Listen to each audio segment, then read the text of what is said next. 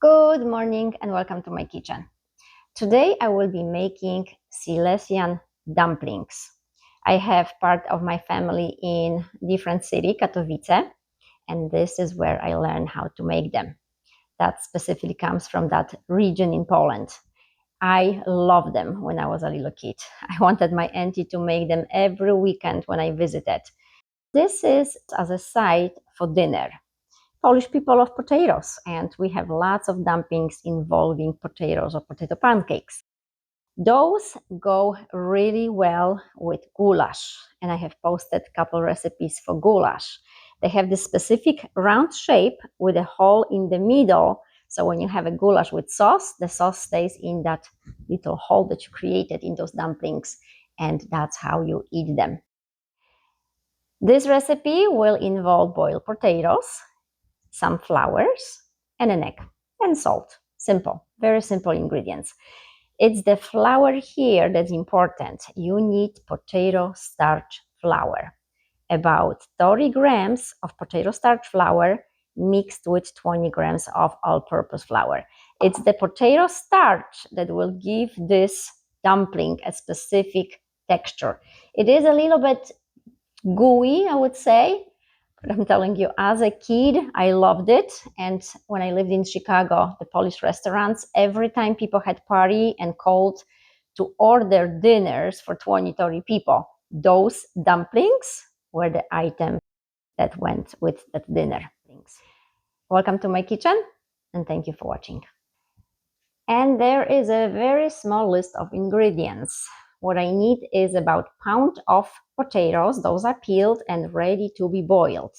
An egg and 2 flours mixed, 30 grams of potato starch flour, which is this one, and then 20 grams of all-purpose flour, plus generous pinch of salt, and that's what I have in here. So total is 50 grams of flour.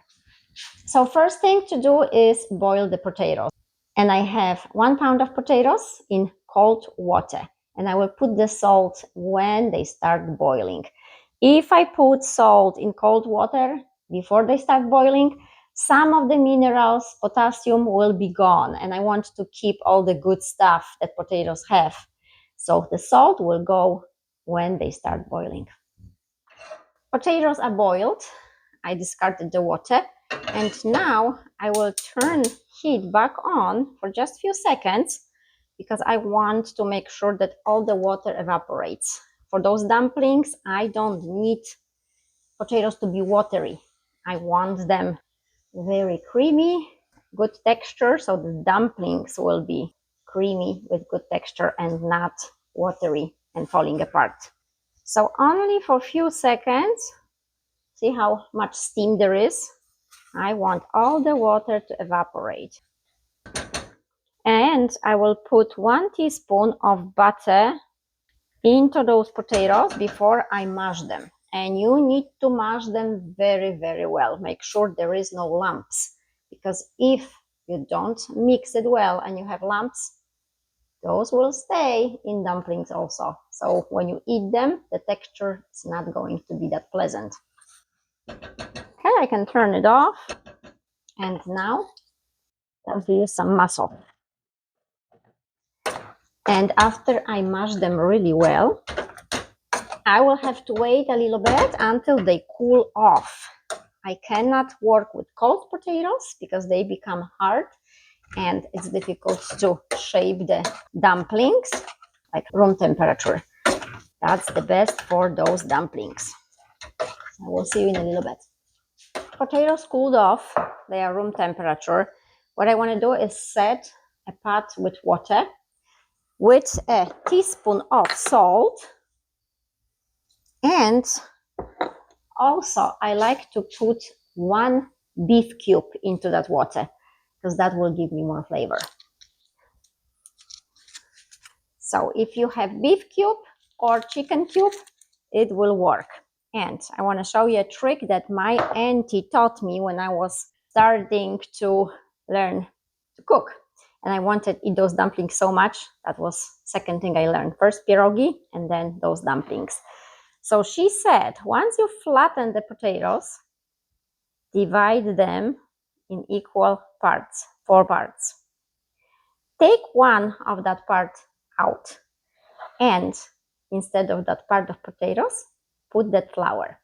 It should be exactly that amount of flour you need for those dumplings. So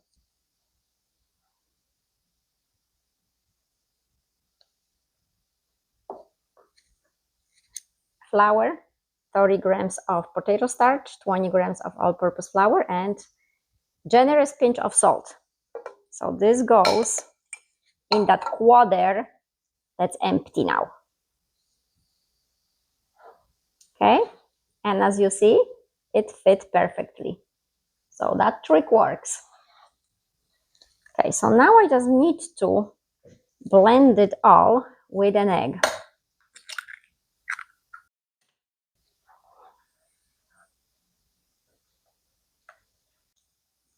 Okay, and I want to show you how smooth and silky that potato mixture is. And that's what makes the potato dumplings very soft and tender. I have divided this dough in half so it's easier to work with and I have more space. And I rolled it out, and now I will get about the same size portions.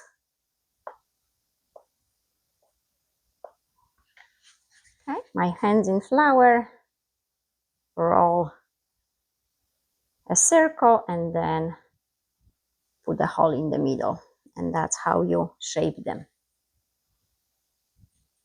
Roll a circle and then hole in the middle for that goulash when you have the sauce to go in. If not, you can have butter with some onions, maybe pieces of bacon. That's another way we ate it. But the best way and most popular is with goulash.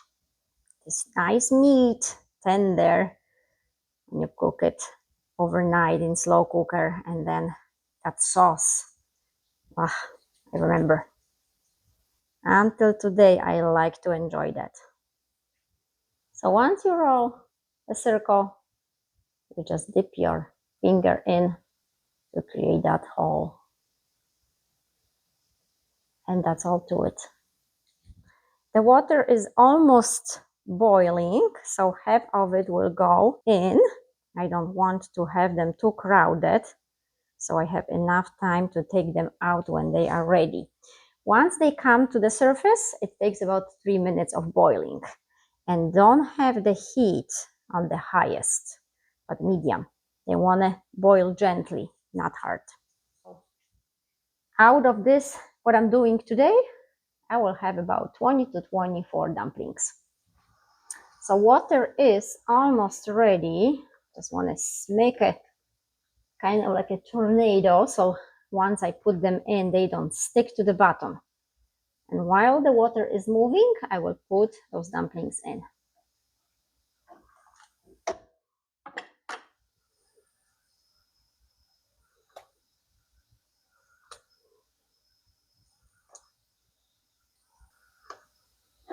Okay, stir.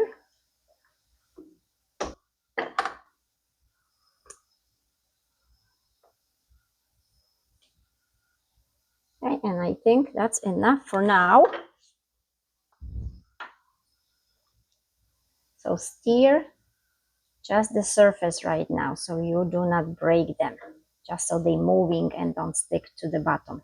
Okay, and once they are on the surface, about 3 minutes, and then we can take them out. I do not have goulash today because my main idea was side dish, those dumplings. So I've got butter in that dish, and once those are ready, I will just put them in here. Another way of eating those, as I remember growing up, my mom used to get some butter on a pan with breadcrumbs and just on medium, stir those breadcrumbs in that butter for just a couple of minutes until I see that brownish a little bit, turn it off, and then put those dumplings in there as well. So many ways to eat them, but I recommend trying the goulash and eating them with the goulash. Best ever. The sauce goes in, every dumpling has that flavor, and I mean, the dinner is just delicious. Okay, they came to the surface, so now I will set the timer for 2.5.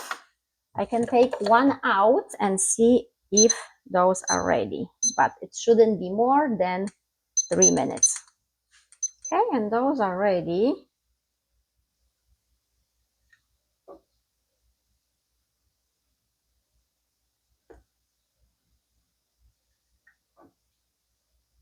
And this is why you do not want to overcrowd, because it takes time to get them out. They are so tender, so delicate.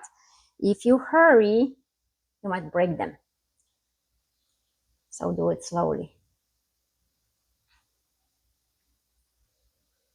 Okay, last two.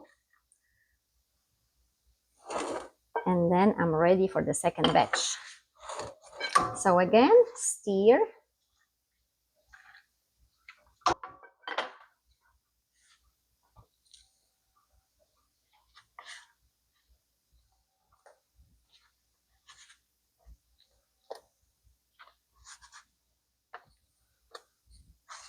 And last one. Okay, again, stir the surface. As long as those dumplings are moving, you are fine. And again, as soon as they come to the surface, about 3 minutes.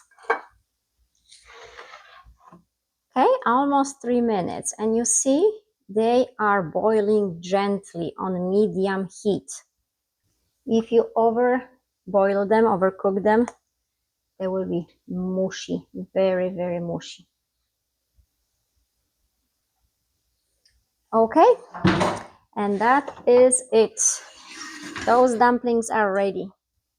I hope you will enjoy them as a side for dinner. That's my traditional Polish food. Thank you for watching. Smacznego. And now I have a craving for that goulash. So I guess I'll be in the kitchen a little longer. Again, thank you for watching.